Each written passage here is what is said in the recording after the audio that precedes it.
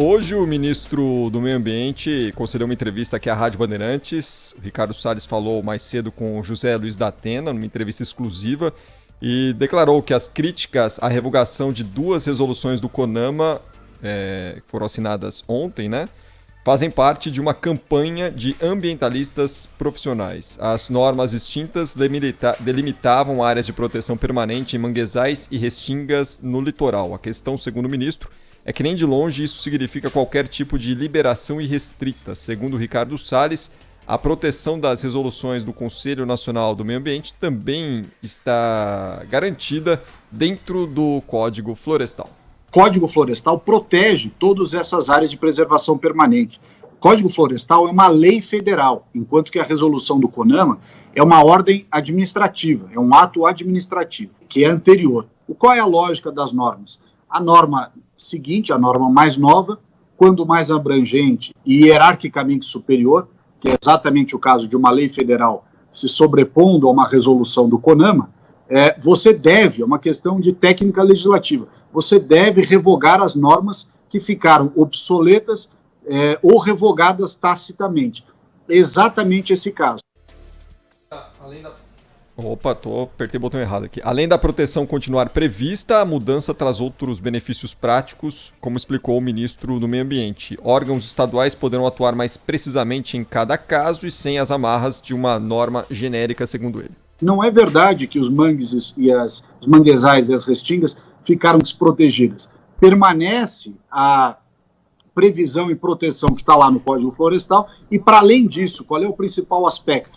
Você dar aos órgãos estaduais a função de verificar a cada caso como é que faz a melhor proteção, né? Em vez de você ter uma norma genérica, nacional, que era a resolução do CONAMA, e que pode ser muitas vezes adequado e pertinente para algum caso, mas totalmente inadequado para outro. Só que como tem essa campanha dos ambientalistas profissionais contra o governo, tudo que a gente faz em termos de bom senso, equilíbrio e racionalidade, eles rotulam, né, como desrespeito ao meio ambiente. Os críticos da medida apontam 2 problemas que a revogação das 2 resoluções do CONAMA poderia gerar. Um deles seria a especulação imobiliária na faixa de vegetação das praias e o outro, a ocupação de mangues para a produção de camarão. Cláudio e Lana, o tema é polêmico e, claro, tudo que envolve a questão do meio ambiente hoje em dia gera muito debate, não só aqui no Brasil, mas também internacionalmente falando, né?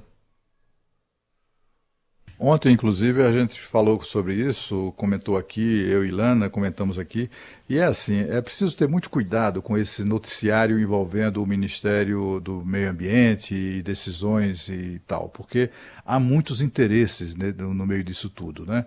E há muitos interesses, sobretudo, de ONGs, de organizações não governamentais que estão inconsoláveis desde o início do atual governo, quando perderam poder e, sobretudo, dinheiro, perderam muito dinheiro com o novo governo. O novo governo, quando assumiu, o atual ministro, quando assumiu, ele fez uma redução substancial, mas não foi nada assim muito expressivo, mas esse Conselho do Meio Ambiente tinha 120 membros, 120. A cada reunião desse conselho era passagem aérea, hotel da melhor qualidade em Brasília, restaurantes, táxi, maior mordomia. Enfim, era um gasto absolutamente desnecessário, né? E a maioria dessas pessoas eram representantes de ONGs, né? Dessas organizações não governamentais que não conseguem ficar longe das tetas do governo. Então, tem muito componente político nisso, né? E eles ficam ali, né? Ficam ali acompanhando tudo. Aí tem lá eles vão lá e já ligam para o jornalista preferido, para o aliado que tem naquele site, ou naquele jornal, ou naquela emissora, e falam, olha, esse cara está destruindo os manguezais e tal. E é claro que esse tipo de alegação sempre ganha acolhida em certa imprensa no Brasil. Então, e até porque é um assunto meio técnico, as pessoas não sabem direito, e o assunto, você viu que ontem esse assunto foi divulgado largamente, sem ninguém ouvir o ministro. Ninguém ouviu ninguém do governo sobre isso. Ninguém ouviu nem sequer integrantes do Conselho Nacional do Meio Ambiente para explicar a decisão. O ministro explicou agora, acho que a explicação é bastante razoável e não é nada daquilo que se falou ontem o dia todo e ainda hoje também. Mas nosso papel é sempre estar de olho mesmo, acompanhar, porque preciso trazer informação para as pessoas sobre esses assuntos. Que bom que o ministro se pronunciou e deixou claro. A gente já tinha dado essa nota do Ministério ontem no Jornal da Band, citando que o Código Florestal seria a chave aí, já está coberta a proteção para essas áreas pelo Código Florestal, que já tem alguns anos, né? É importante dizer também que esse conselho, o CONAMA, desse governo, teve uma redução do número de representantes de 96 para 23.